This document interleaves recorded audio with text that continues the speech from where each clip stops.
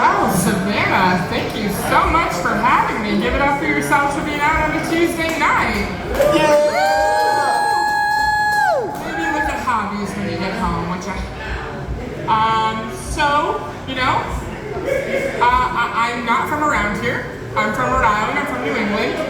Now, New England, we're small, but we're scrappy. And if you don't believe me, just look at Super Bowl 51, my friends. That's when the Pats beat Atlanta and came back from a 20. Sorry, I had to do it. That'll be the. No, I'm with you. That'll be the only time I make fun of you, I promise. Okay. So actually, I wasn't sure I was going to make it to the show tonight. Oh, honest to God, really. Not because my flight got delayed. I didn't think my mommy was going to let me. Like, oh my God, once she found out I was crossing state lines, the interrogation began. And it was like I was 12, trying to justify myself going to a party. Like, I have some friends going, I'll be home in the morning, John's mom's gonna be there. And then once I finally had it settled, it all started again. It was like mommy and me waterboarding. And I would like to remind you all, I am 31 with a job. Now, I love my job, but I've been feeling like a little bit frustrated lately, and after a hard week, I was walking around downtown Providence, and I was like, if I should do something new, if I should get a new job, like, give me a sign. And then an air conditioner plummeted from a third floor window and snatched 10 feet from my head. I'm not even kidding. And so as I walked over to this smashed air conditioner and I looked at it and I said, oh, well, I had never really thought about it before, but okay, OnlyFans it is. They say walking's good for you, but God, at what cost? I was almost brained by a cooling system. This is why I drive, people. But when I'm walking, driving, exploring a new place, we love to go out to restaurants, try something new. Recently, my husband and I were out eating, and at the next table, there was someone celebrating a birthday. And she said, this year, this is the year I'm not gonna get kidnapped. I'm sorry, what? Why are you saying that? Like a New Year's resolution you give up on January 10th? I walked by her table and "help me" was written in marinara sauce. I didn't do anything. So I am sure that karma is coming. Maybe it was in the form of an air conditioner plummeting toward my head. I don't know. But you know when you see like instant karma? So when you're driving and somebody kind of bullies you into letting them take a turn, you didn't want to let them take. Well, this big jerk was taking a big swinging left and peeling away, and as he's driving away, his rim starts rolling down the road. I only hope he gets a better rim job at home. But I honestly see the best things when I'm driving. Just the other day, I saw a guy wearing a t-shirt that says, "I love guns and bacon." What is your internet search history that you were asked about those two things at the same time? Like, what were the other options? I love machetes and mortadella, bayonets and bologna. I just pray that guy never mixes those two things up. Ooh, can't wait to enjoy my delicious BL.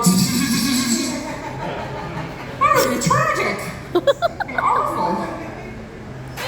Honestly, he was kind of a little guy, and I think he just needed like big meat energy going on here. I do not have that problem.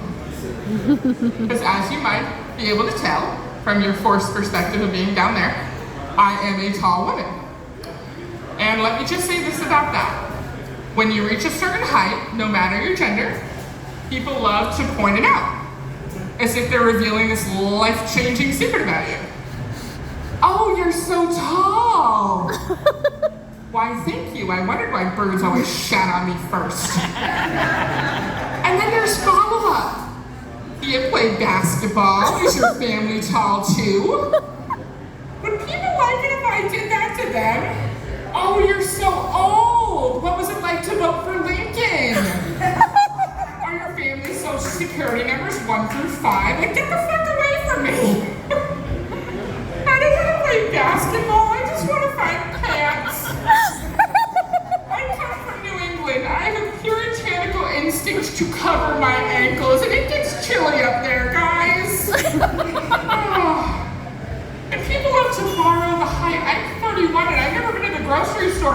shelf. You know when you're like just coming out to work, you just want to run in, grab your pudding cups and get out? Impossible for me. Fellow tall people will attest. It's like a bunch of fucking hobbits walking the aisle, and they will find you. And they sidle into your line of sight, and they reach for that rice-a-roni just long enough, and just pathetically enough that you feel bad you get it for them. But God forbid you want something off the bottom shelf. So I have to be kind of sneaky about how I shop. I only wear clothes with labels on them so I can blend into the aisle. I really milk that preliminary scoliosis diagnosis from 7th grade gym class. But let me tell you something about New England. New England grandmas who want their soup and saltines are like a pack of hangry lions, and I am as inconspicuous as a giraffe in an open field. Oh my. So, you know, like, I'm not exactly what you call a catch. No, I'm serious. Like, I got into an Uber, and I rolled down the window, and the driver said, "Oh, that's a good idea. I just smoked a huge joint." And I stayed in the car. Not exactly what you call marriage material. But despite that, I've been married about 4 years. And before I got married, my parents, who have been married for 36 years, gave me some advice I really wish I had listened to. They said, "Leslie, never, ever get married."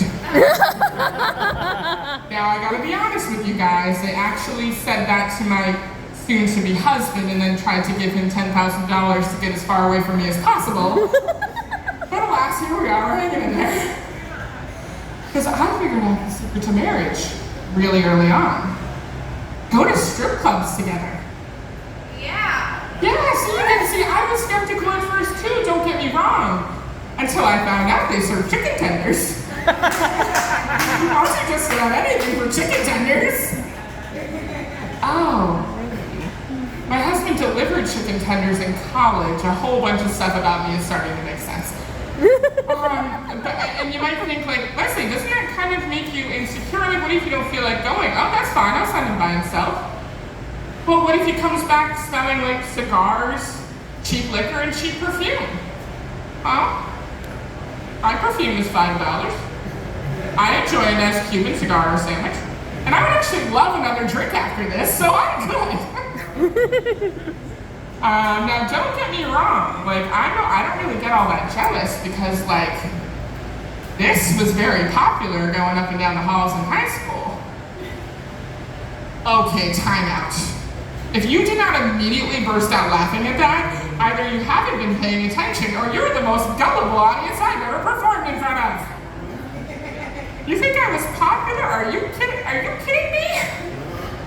My only friends in high school were the Portuguese janitor, the lunch ladies, and the creepy IT guy who, looking back on it, I'm pretty sure was a pedophile. And that's because, like, I was never a mean girl, I was not a bully, I didn't really know how it all worked. I am actually the first person in school history to shove my own head down the toilet. And that is because my parents always taught me to treat people the way I want to be treated. Anyone else's parents teach them that? Treat people the way you want to be treated? Come on, guys, that's healthy. So if anyone else here likes to get slapped around a little bit during sex, please find me after the show. And with that, I'm going to give you back to your host. So you guys have been fantastic. Thank you guys.